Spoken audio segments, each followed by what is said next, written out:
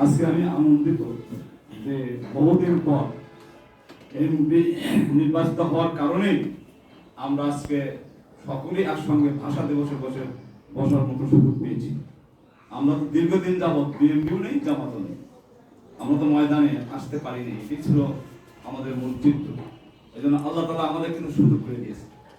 আমরা এই দুই দলের মধ্যে একটা সরকারও গঠন করেছি, একটা বিরোধী দল আমরা পেয়েছি। এই জন্য আমাদের মধ্যে সকল ভেদাভেদ ভুলে আমরা আজকে ভাষা দিবস একত্রিত হয়েছি। সকল দিবস যদি একত্রিত হবো, আমাদের মধ্যে আলোচনা হবে, পর্যালোচনা হবে, বিভিন্ন কথা আসতে হয়, কিন্তু সর্বোপরি এক পর্যায়ে একমত হবো পলাশের উন্নয়নের জন্য। এটাই আজকের প্রোগ্রামে আমার প্রথম কথা। আর আমি কিন্তু পলাশের সন্তান, এটা একটু মনে রাখেন সবাই। আমি কিন্তু বড় নির্যাতিত ছিলাম, আমি বড় মাজলুম ব্যক্তি ছিলাম। 35টি মামলা ছিল, আমি তো সাজা দেওয়া হয়েছিল, অনেক ঘটনা পড়বো, আপনারা সকলেই জানেন। আমাদের ঠিকানাই ছিল কারাগার না হলে বাসের ছাদ। এই দিনগুলি থেকে আমরা মুক্তি পেয়েছি, আল্লাহ দরবারে আবার শুকরিয়া করি আলহামদুলিল্লাহ। আর কথা যদি লম্বা বলার নেই, আসুন পরবর্তীতে যে কোনো মুহূর্তে যে কোনো সমস্যা নিয়ে আমাদের বসার মানসিকতা অতীতেও আছে, আগামী দিনেও থাকবে ইনশাআল্লাহ। পলাশের উন্নয়নের জন্য আমরা দোয়ার মত করি, একমত হব।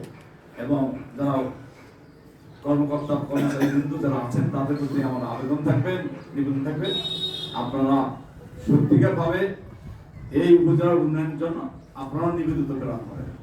আমরা চাই আপনারা অন্য কোনো মত, অন্য কোনো মত অবলম্বন না করে সত্যিকার ভাবে নৈতিকতা অবলম্বন করবেন। এবং আমি এখানে রাজনৈতিক দলের সকল নেতাদের, আমার দল সহ বিএনপি যারা আছেন সকলকে আবেদন করবো, নিবেদন করবো, আমরা সুন্দর একটি পরিবেশ করতে চাই। আমরা মাদক মুক্ত একটি উপজেলা করতে চাই। আমরা বিভিন্ন টেন্ডারবাজি, চাঁদাবাজি মুক্ত একটি উপজেলা করতে পাই।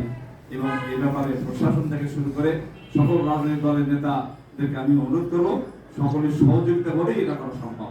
আসুন সকলে মিলে সুন্দর একটি আমরা পলাশ সাজাই, এই আশীর্বাদ ব্যক্ত করে আপনাদের সকলের সুস্বাস্থ্য মঙ্গল কামনা করে আজকের জন্য কথা এখানে শেষ করছি।